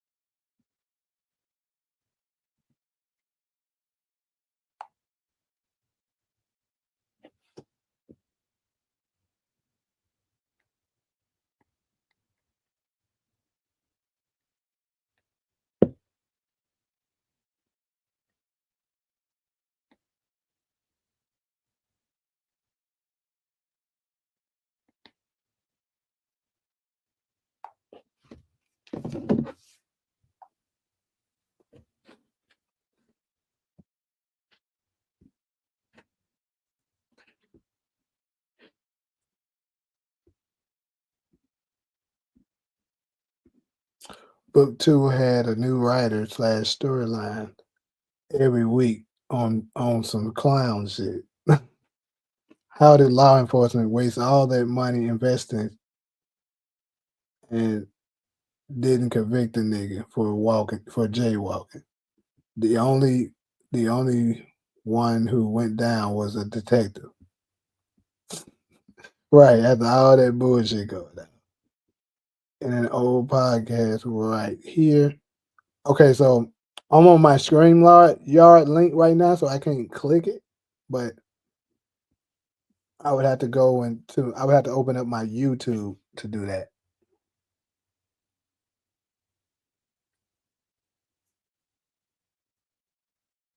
Pick your skirt up, bitch. Yeah, he was fucking with Ghost Boy. He was asking for it. Dude, niggas, your beautiful wife. Think she'll come up to Dieburg to give a nigga a visit? Just imagine your wife and kids calling me daddy.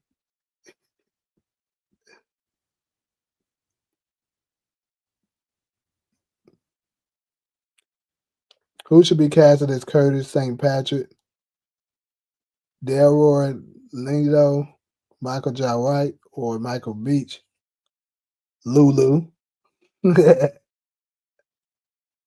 if we weren't talking about Lulu, we're gonna go with Michael Beach.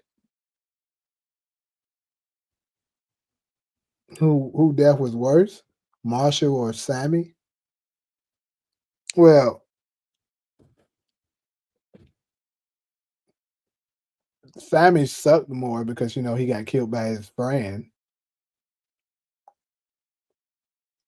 and I'll say he actually felt him because I doubt the Marshall actually you know felt his because when he got hit by that weight, I'm pretty sure he was knocked out by the if not the first one, for sure the second one, he was knocked out. He didn't feel none of that. Now when it's time for his funeral, they definitely had to have a closed casket because that nigga face was fucked.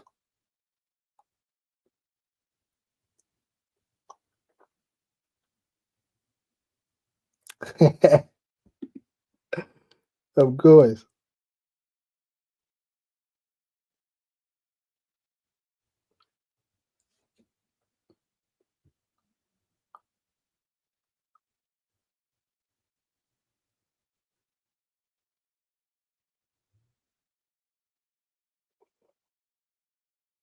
Hold on. You said Tommy beating Sammy with the baseball bat. So you're talking about Holly's uncle. I thought you was talking about Sammy as in Tony Torretsi's best friend. Mekhi Phifer is an actor I would like to see added to the Power universe. Yeah, classic, experienced actor that definitely could fit in. I don't know what role he would end up playing, perhaps, but yeah.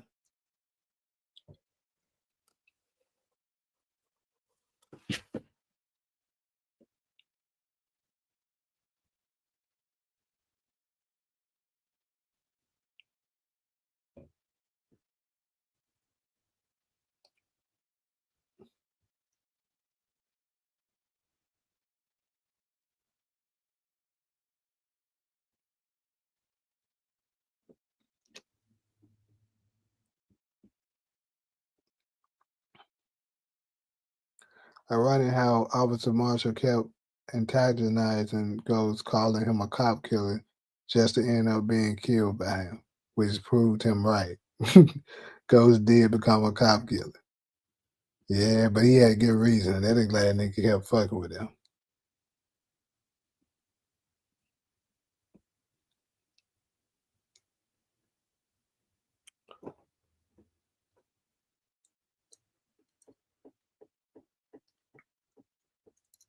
But anyways, my people, we about to go ahead and move to this last one. Yeah, it was two Sammys. I never knew that Holly's uncle was named Sammy. I never knew that shit. But yeah, let's go ahead and move to this last one.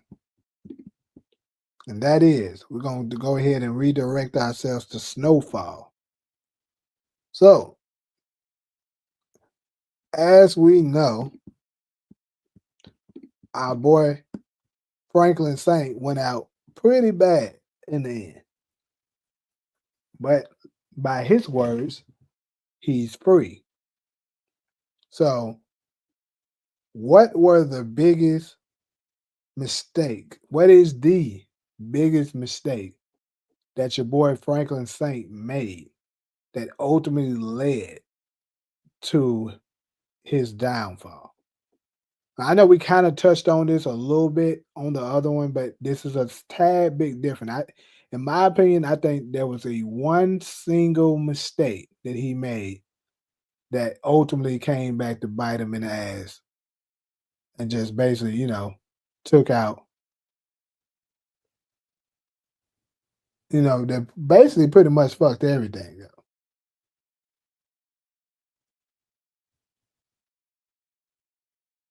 I'm gonna let y'all sit there and think it over. I know Takara, you ain't seen it, so it's kind of you're not gonna really be able to comment too much on it. But for the ones that have seen Snowfall, what is that single mistake that really fucked him?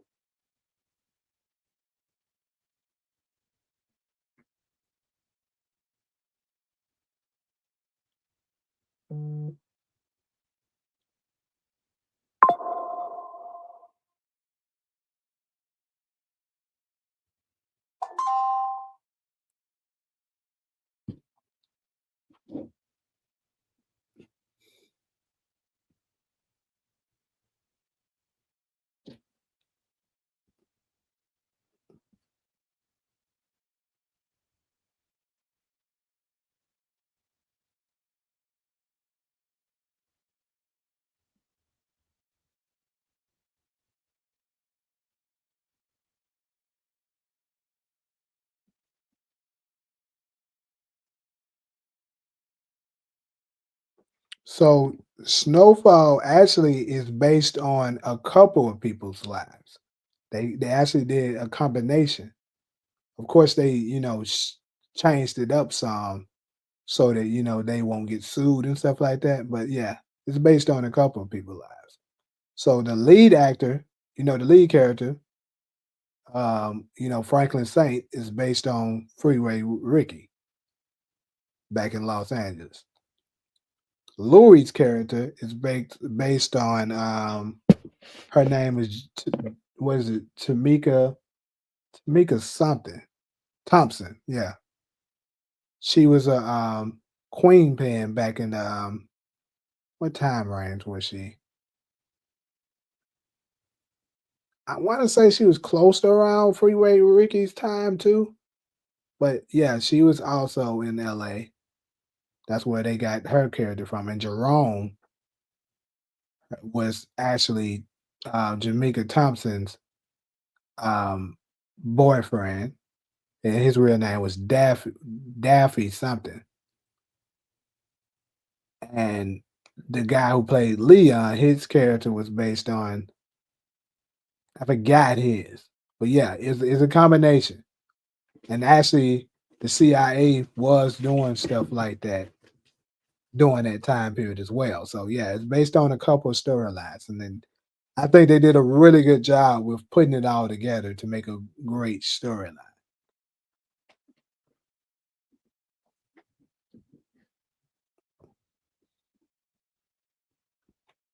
All that I remember you saying this last time. You said it was trusting Teddy when he told him to his face. He was jealous of him, basically, and he got too cocky. Hold on, what do you mean? Teddy told him to his face he was jealous of him. Franklin thought he was the apex predator. I think it's another one that out there that y'all not thinking of. That really, if you pay attention, everything was tied to that one thing. Franklin's biggest mistake was trusting his family. Man boy called it. Mm, I don't know if I agree with that either. Man boy ended up saying that, they were gonna all turn on each other at the end. He did say that before he went out. But that wasn't the cause of the reason why the destruction of them really started. The destruction of them really started before that, really. Franklin ending was poetic, ending up like his pops. Tariq needs a poetic ending like Ghost, where he ends up having a nightclub and family like Ghost did. Perhaps Queen Louie and Mambo were my favorites.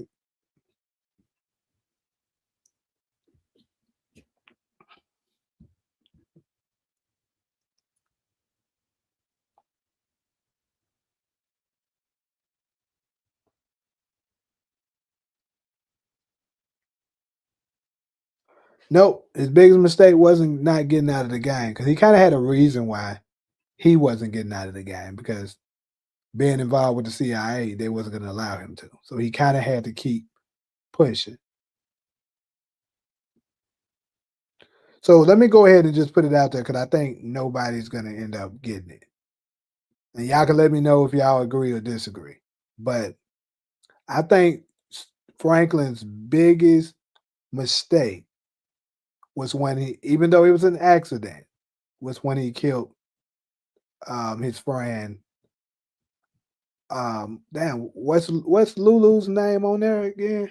Shit, I can't think of it right now. Kevin. That's what it was. Kevin. Nope. His biggest mistake was when he took out Kevin. Like I said, it wasn't intentional, but you know, that's when that's really when, if you pay attention, that's what ties everything in to falling apart. So let's go ahead and look at the events that happened based on him taking Kevin out. So him taking Kevin out is what got him arrested, right? And after he got arrested, that's really, really what made him start getting under everybody's radar. It tied him in deeper with Teddy, and that's really what made Andre start getting on him like heavy. Because remember, after he ended up getting out of prison and stuff like that, because Teddy helped him out, Andre started to become borderline obsessed with trying to take Franklin down, which ultimately led to Franklin having to kill Andre. And that started a different, that's what ended up making Mel shoot him, right? So since Mel shot him and he was down for weeks or a month, however long it was, that's when the man boy versus Scully thing started circulating because he wasn't there to kind of diffuse the situation. That's when Louis kind of got her power. She kind of got a little full of herself a little bit because she did it on her own for a little bit. She got a taste of it, and then that's when Man Boy started trying to gain more control because Franklin had been wounded, and also more importantly, that's the reason why Kane, which is the brother of Kevin, started attacking the family. Remember that. He attacked the family, and after he attacked the family, although Leon had came up with a solution to try to, possibly diffuse the situation, Louis and Jerome didn't trust it. They were saying they didn't want no deal, so they tried to go behind they back and kill Kane, which ultimately led to them, since they failed at killing Kane, Kane ended up kidnapping, you know, Louis, and of course that led to Jerome's death. And after Jerome's death, Louis was totally out of it. So they were separated. That's when, like I said, everything got tied to the death of Kevin. Everything started gradually falling apart after he was killed.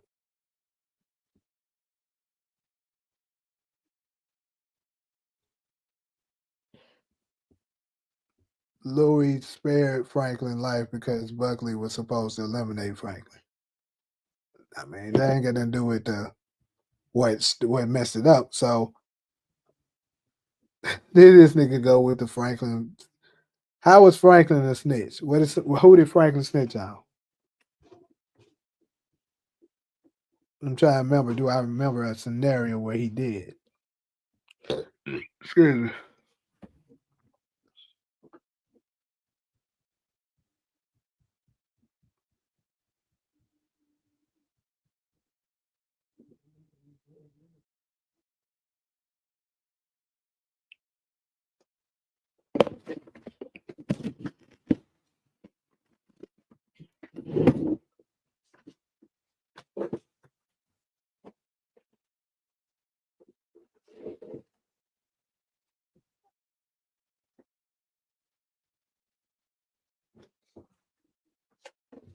Wait a second, y'all.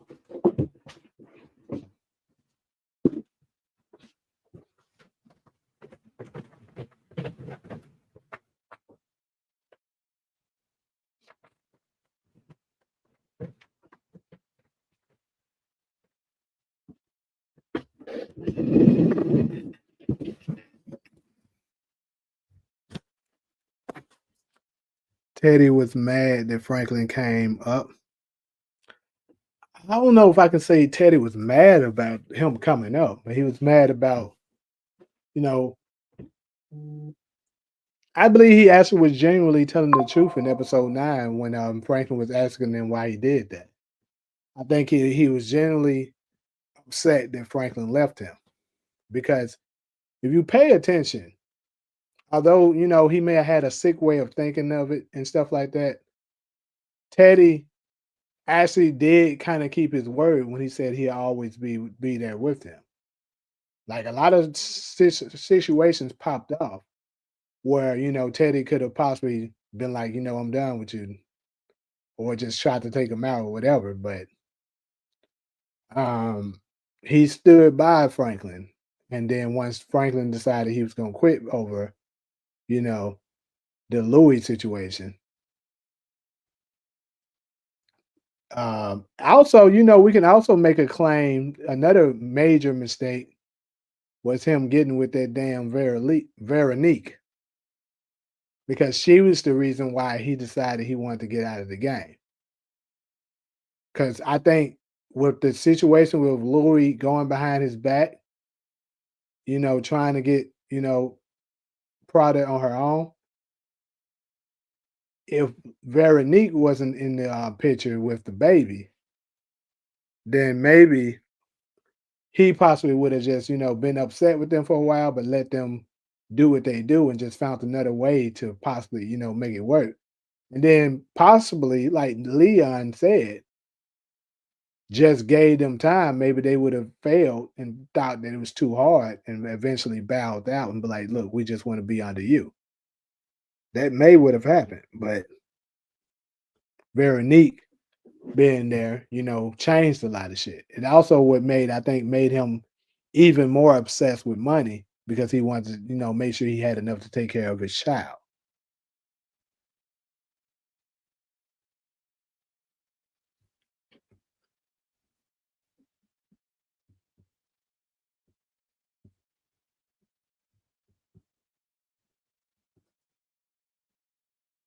I wish Angela Lewis, aka Louie, wasn't pregnant in season 6.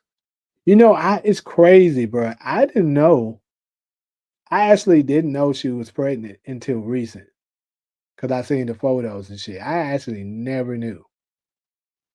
But why are you saying you wish she wasn't pregnant? Oh, okay, I got you. You saying he snitched on Louis to Kane. Okay.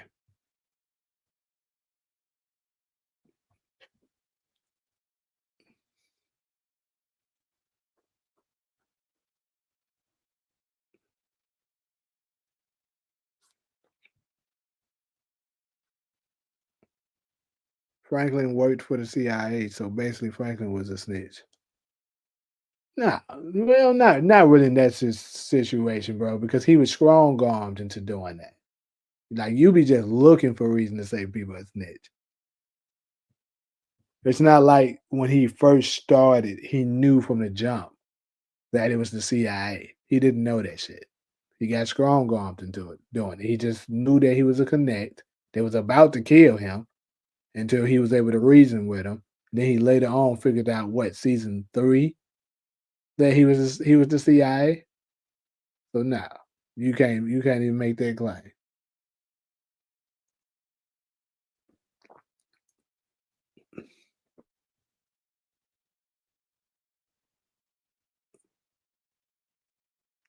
Now, if you want to talk about the what he did with the Louis situation, I got you. Okay.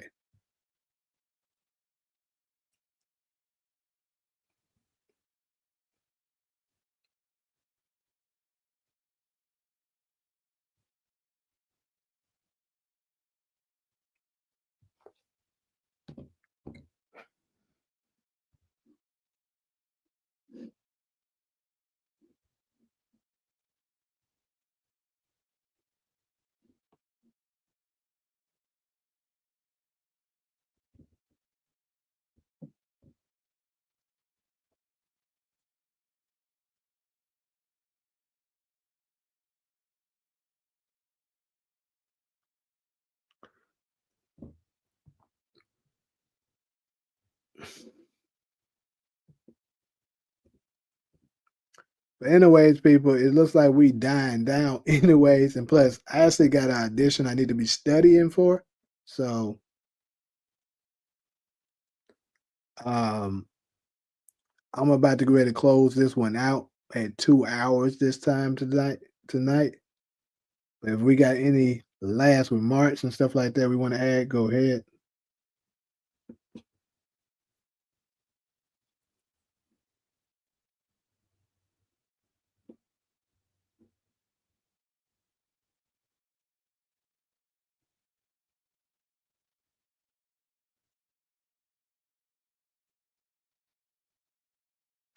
Franklin pushing off money and Teddy struggles to maintain influence are framed as a larger game, with the episode showing the descriptive nature of the game for all involved. This nigga.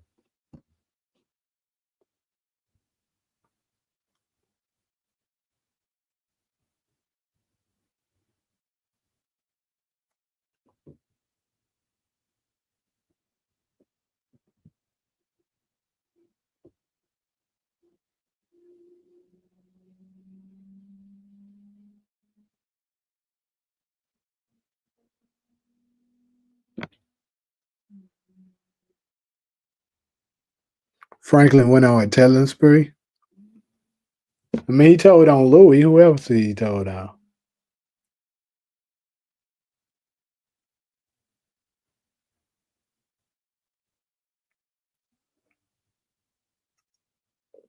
You know, Snowfall didn't really have much snitching going on like that. If you really pay attention, it wasn't really heavily, implied in their story.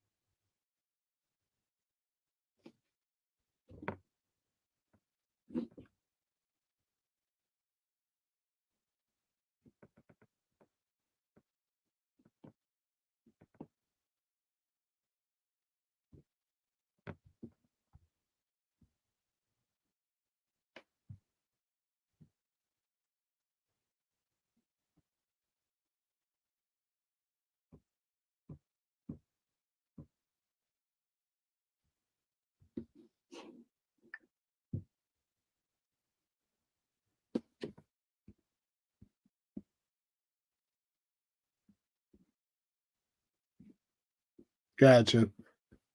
Here, let me guess. You about to start saying I'm making the excuses. Now you justifying for Franklin just like people do for Tom. I knew that's what you was doing. I already don't told you. I already told you I give you he snitched on Louis. Got you. Even though it wasn't in law enforcement, I can give you he snitched to Kane on Louis. But you can't say he's a snitch because he was working with the CIA. He didn't know that he was working with the CIA. Far as he knew, he was just a plug, just like everybody else that gets in the game. It's just like you end up working for somebody that's a plug, giving you quality product for a good price. You've been working together for a year just to find out that later on that this nigga is the CIA. Does that make you a snitch? No, it don't, nigga. You didn't know. And then you gotta think about it, you getting tied up with the CIA.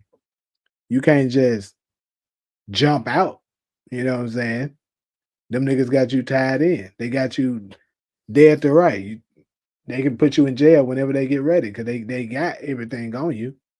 They was your connect. They can easily spend it on you. Say you was moving product and stuff like that. Of course, find a way to get they self out of it, put you in jail, and throw away the key. So they were like, you gonna keep working, or you gonna we gonna send your ass to jail. Your ass be just Swearing up and down, everybody is snitch. Like that scenario is just terrible.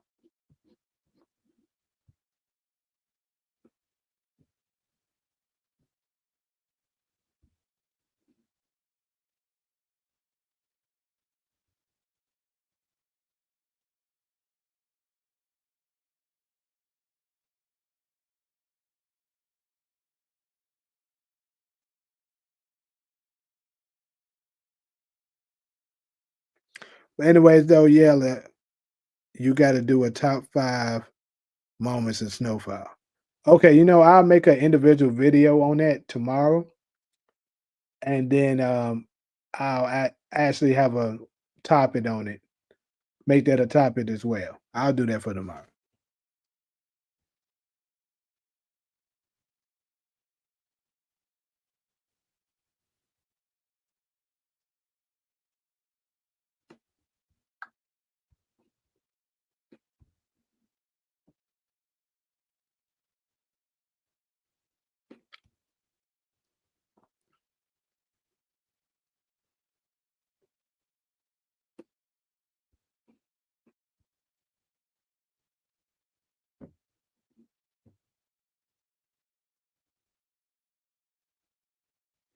But anyways, though, I'm about to close this out.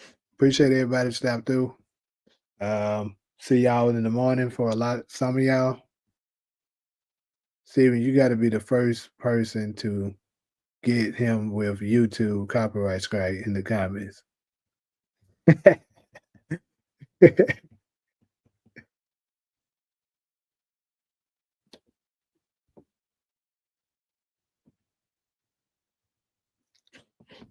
The folks were like, we detected on descriptions and stuff from copyright stars Lion Gates episode 304.